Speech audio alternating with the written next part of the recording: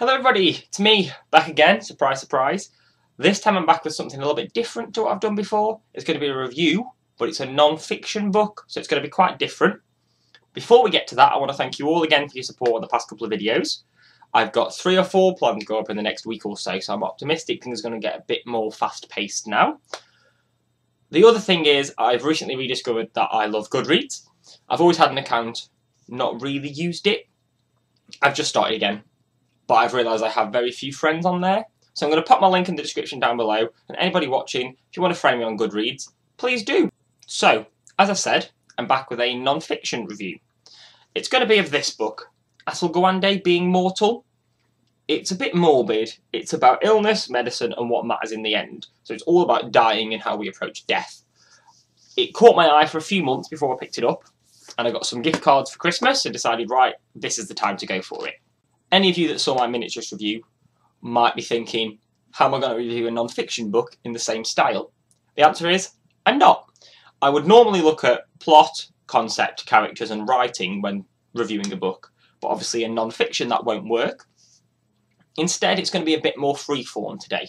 So I'm going to look at the topic and the themes of the book, but I'm going to be discussing them as much as reviewing them, because it's a very, very thought-provoking book, and that's the kind of thing that I want to do in my non-fiction reviews, is spark some debate. I will look at the writing style, because obviously that's very important in any kind of literature, and then from there I'm just going to come up with an overall conclusion of what I thought about the book. So it's a little bit less stringent than my fiction reviews, but I think it's going to work perfectly for this kind of book and the topics it raises. So the overall topic of this book is, how do we approach the end of our lives? If we find out we've got terminal illness, or simply ageing, what is it that we value in the last few months, weeks and days of our lives? It's not an issue people like to think about. I don't like to think about death, whether my own or my family's. But having read this, I've realised it's a very important issue that we do need to consider. Gawande's main argument is that we, as patients and medical professionals, try and scrabble for any extra days, weeks or months we can add to our lifespan. When we're faced with this dilemma of, you are approaching the end of your life, most people choose the treatment or the operation or the procedure that is most likely to extend their life, even if it's likely that they'll have a lower quality of life through that treatment. So people will often choose a surgery that is likely to leave them crippled or immobile or needing colostomy bags or voiceless, just to have an extra few days or weeks or months on their life. Is that the right thing to do? That's the question Gawande is asking. Gawande is very, very forthright with what he thinks is the right decision. He says we should focus on quality of life, not length of life. The examples he uses all feature patients with terminal illness or old age. And all of the examples he uses where patients go for life-extending surgeries or scrabble for experimental drugs and treatments, invariably they don't work. If they do work at extending life, the quality of life is severely hampered.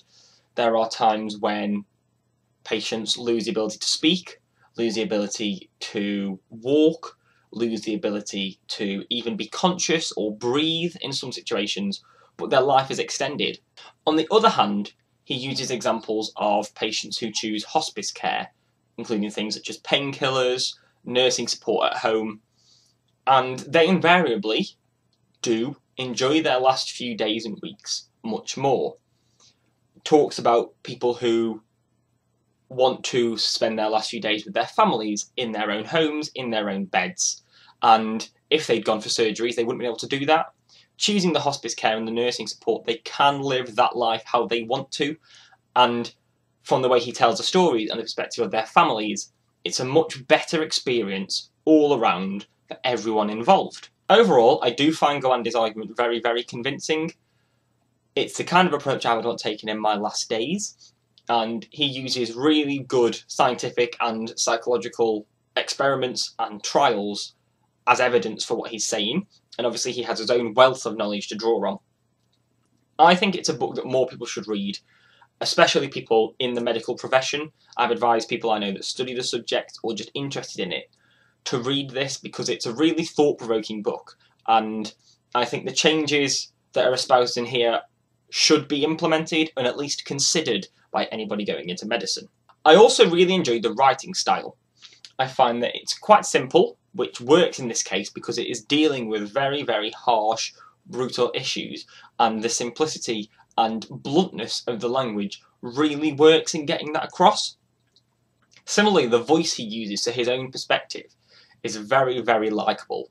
He does recognise that he is flawed, and there are times when he has suggested treatments and procedures that, logically looking back, he knows were the wrong thing in that situation, and for him to make those admissions and to accept that he has made those mistakes not only strengthens his argument, but also makes him a very likeable character and someone who you want to read more about. Overall then, I absolutely loved this book. It lived up to all the hype and all the excitement I had before I started reading it. And it is one of the most thought-provoking books I've ever read.